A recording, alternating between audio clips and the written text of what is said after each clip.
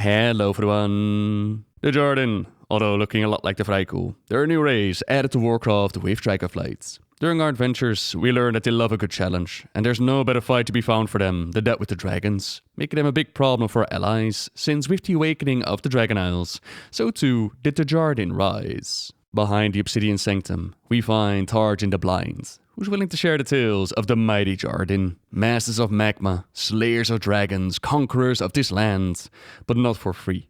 We'll have to prove ourselves worthy of his time each week by slaying the dragons. But don't worry, if we don't have the stomach to fight our precious dragonflights, we may seek out the proto-dragons, bring their skulls in turn. So with that, I invite you to sit back, relax, and listen to the tales of the Djaradin, as told by Tarjin the Blind. Our first question is, how did you lose your eyesight? I lost my eyesight, as any Djaradin would wish to, in battle with a massive dragon. I hid on a mountaintop for 3 weeks without moving, waiting for the perfect moment to strike. Finally, I struck, jumping on the back of a powerful dragon named Fenestraza flying by. We wrestled as we plummeted through the sky hundreds of feet until we slammed into the heart of a volcano. Fenestraza had gouged out my eyes with her talons during the fall, but I'd only begun to fight. I ripped the lava and earth swirling around us upwards, wrapping around the dragon's entire body. Sightless, but filled with fury, I forced the dragon downward into the volcano's throat, burning it alive as we were both enveloped in lava. I held Fenestraza in that volcano for 3 days straight, until I emerged with nothing but her skull. Lava still pours out of her skull's eye sockets to this day. Do you doubt me? It rests there on the shelf beside me. See for yourself what happened to those who oppose a Djaradin. And from the naming scheme, we can figure out that Fenestraza, similar to like Alexstrasza, they would be a female red dragon. Why aren't you with the other Djaradin? And why should I be with the other Djaradin? Do not presume to know of our ways, outsider. After I was blinded in battle with Fenestraza, I was no longer welcome on the Kalashi dragon hunting parties. And they were right. I could not keep up with the other dragon hunters. I was a liability, so I passed my days in camp as a laborer. But my strength never waned. I continued down a different path to glory. I mastered control of earth and fire, bending magma and stubborn fire elementals to my will. While slumbering deep in the ground with the other Djaradin, my command over earth only grew stronger. When the Djaradin awoke, I had no interest in returning to manual labor in our camp.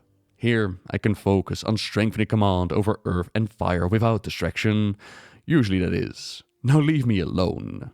I still wonder where the line is drawn between those that fell asleep when the Dragon Isles were locked away and those that kept on going. Like from the Centaur stories, we learned that the Centaur, they just kept operating. The Dragonkin, the Dragon Spawn, they also kept the island turning, the cities upheld and all that good stuff. Yet the Djaradin, and apparently some of the Titan creatures, they went to sleep. So I wonder where the difference lies, and I wonder why they exactly awoke. I imagine it has something to do with their connection to the elements, but who knows, maybe something that we're gonna explore in the future.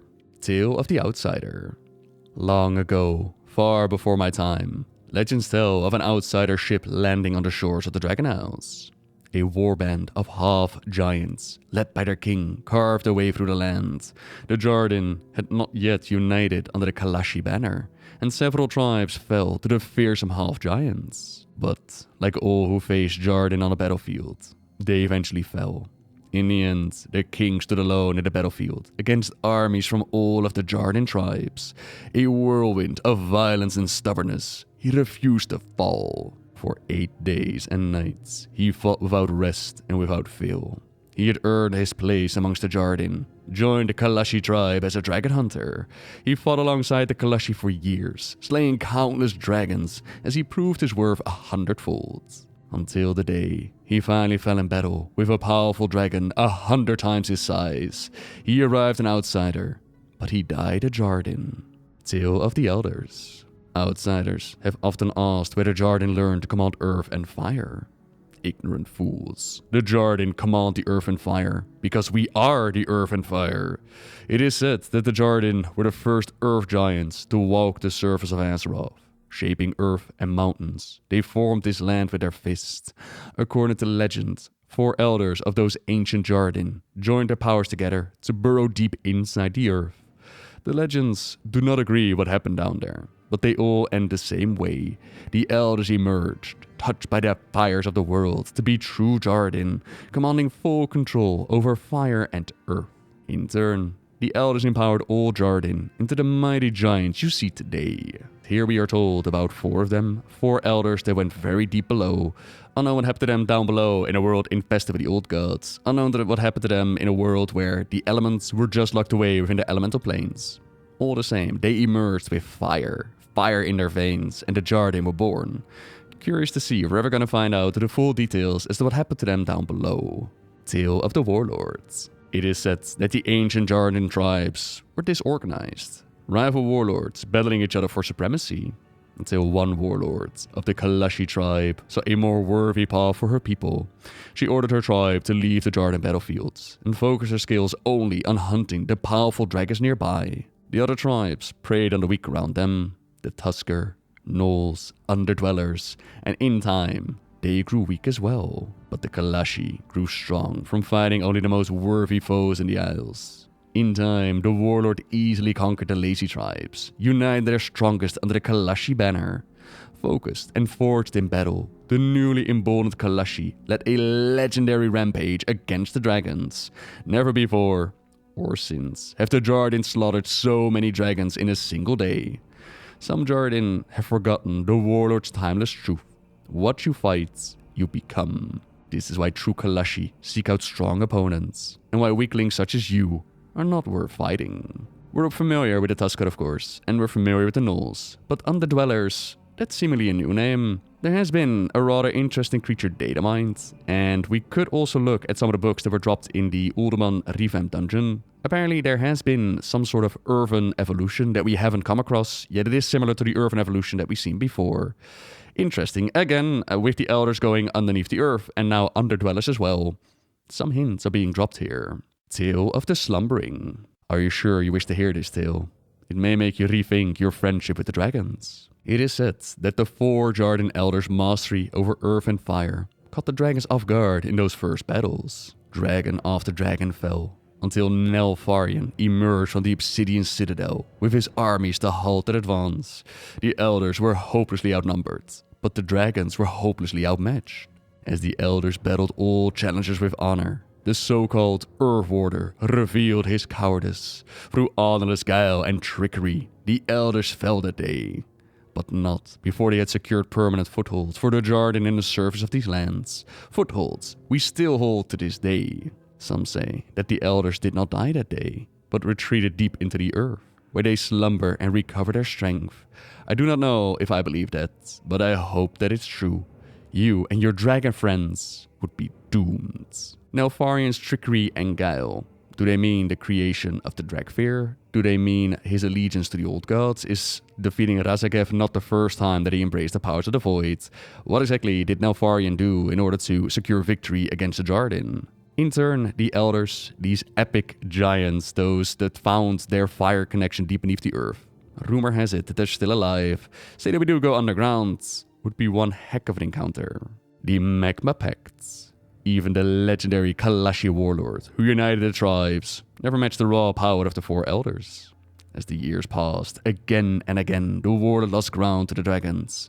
Our people pushed further back into the mountain footholds, practically underground. It is said that after the defeat at Scalebreaker Keep, she withdrew deep into the earth to ask the elders to lend their strength.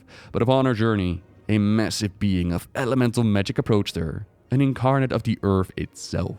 This incarnate, Iridikron, asked the warlord what she would be willing to do to end the reign of the aspects.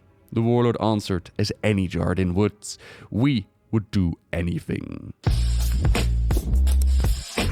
Iridikron offered not power, but allies. An alliance of the Primalist and Djaradin against the Dragonflights. The warlord agreed, and some Djaradin objected, but most saw the truth. In this world, only the strong survive, and the Djaradin must survive. And I say, if there are to be dragons flying overhead, let it be the ones infused with the same earth and fire that burns within us. Then, after the Dragonflights are no more, these allies will merely be the last foes left for us to hunt. and allegiance that we could also see in the Vault of the Incarnates, where the Djaradin showed up to fight with the Primalists, yet at the same time they do make mention like, don't trust these dragon worshippers. Be on your guard. I do not trust these dragon worshippers. Iridikron has been set free from its prison by now, at the defeat of Razageth herself. Alexstrasza and the others are quite worried about the hunger of Iridikron. Khadgar also asks, like, why does Iridikron vex you so much? Iridikron's mastery of the earth will harbor them and keep them out of our reach.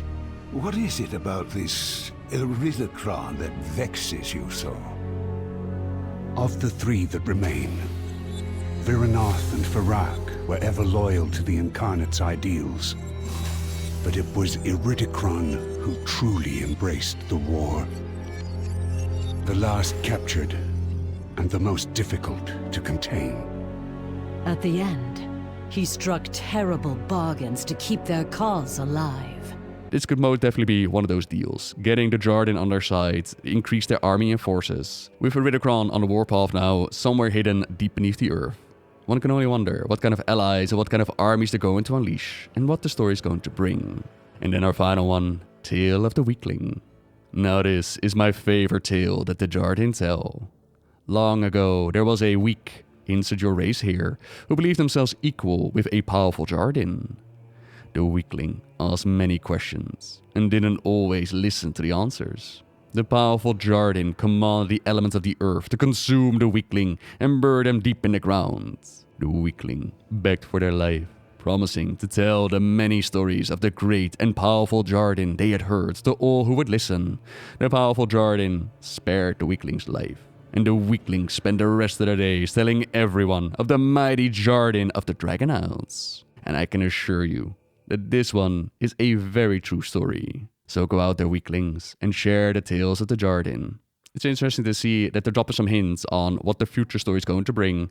Like, there's a fair few signs pointing towards down below the earth. Like, the first one being Iridikron hiding themselves there. Here we have the Djaradin and the elders down below.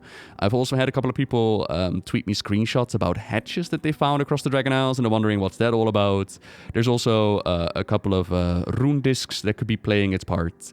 But for now, you're up to speed on the tales shared about the Djaradin. Again, similar to how they did all sides of the story, I like that they've done more details. I like how this is a way of unlocking more history behind the Dragon Isles. It isn't hiding away the major storyline, and yet, for those interested, it does add more flavor, it does add more insight. Wonderful way that this was done. Right, everybody, thank you very much for watching. And as always, subscribe if you like my videos, leave a like if you enjoyed this one, and until next time, see ya!